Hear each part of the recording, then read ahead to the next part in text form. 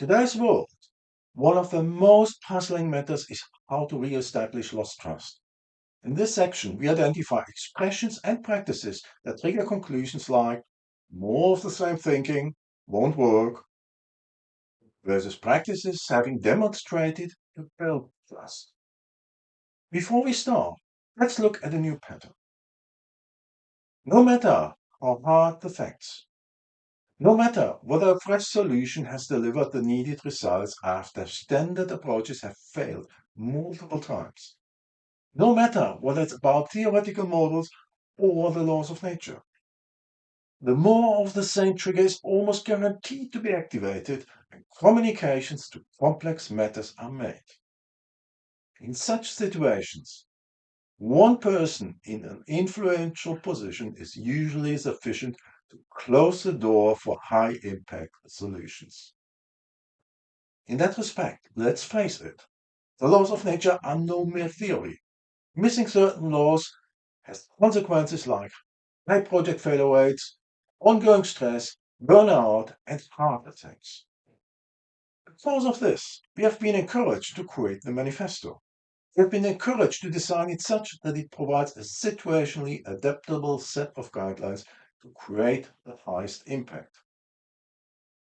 With this introduction, I'd like to invite you to listen to the laws of nature as the only source left that could be strong enough to solve the growing problems we face across the human domain.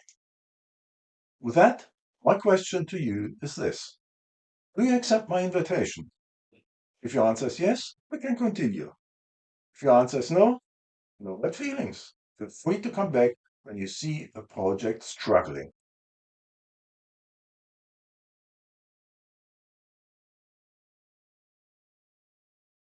For those who have accepted my invitation, here are the practices.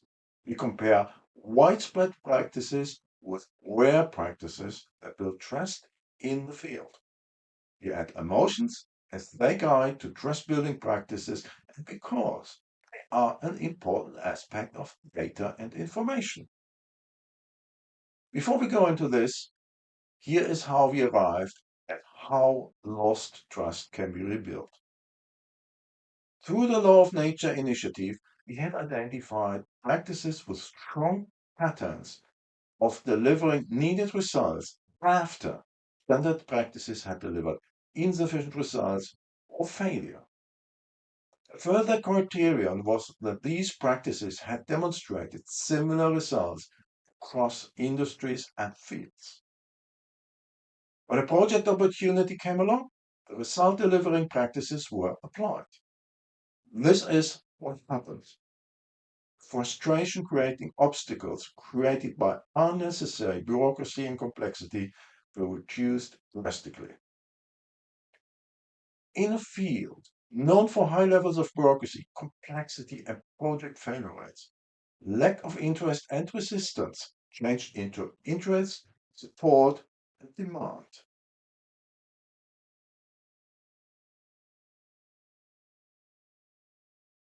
Here we go. Practice one is that of communications with loaded expressions. That's expressions associated with solution attempts that failed too many times, like challenge, best practice, model, definition, or theory. What worked well was not using these expressions for situations beyond the first tipping point. Instead of using quality assurance, updating the database was used.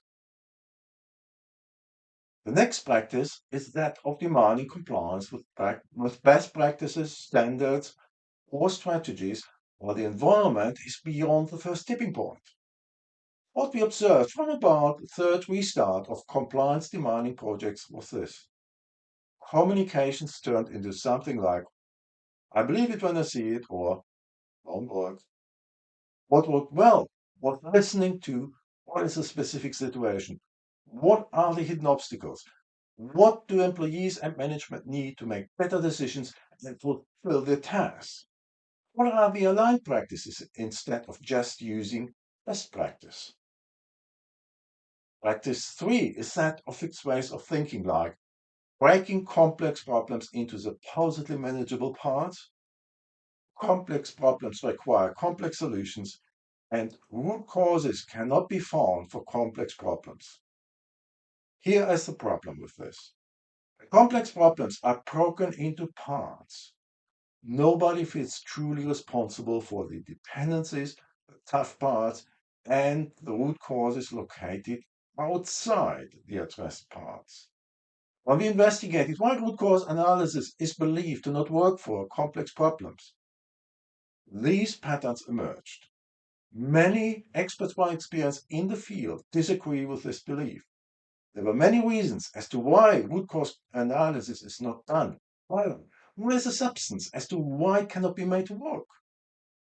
What worked well was this: listening to the few root causes of the highest damage, like relevant laws of nature being overruled during decision making, identifying the changeable root causes hiding behind the identified root causes, like the missing education of experts and decision makers in relevant laws of nature, applying the Einstein-Newton-Darwin practices, applying the two laws of nature we have identified, and taking on responsibility for getting projects beyond the first tipping point of executability and durability from the beginning. Practice 4 is that of missing relevant laws of nature beyond the first tipping point. Two laws of nature almost certain to be missing in complex environments are the tipping point and capacity bottleneck laws of nature. Further examples of laws of nature are available through the Manifesto's webpage. With that, it's time for guiding questions.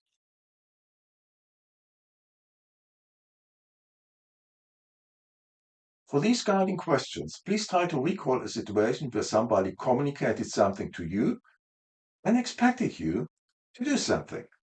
You responded with a question or obstacle. The other person's response missed, however, a vital part. What was the response of your unconscious mind? Did it require you more or less energy to further listen to this person? How did your unconscious mind react when the same happened with a second contribution?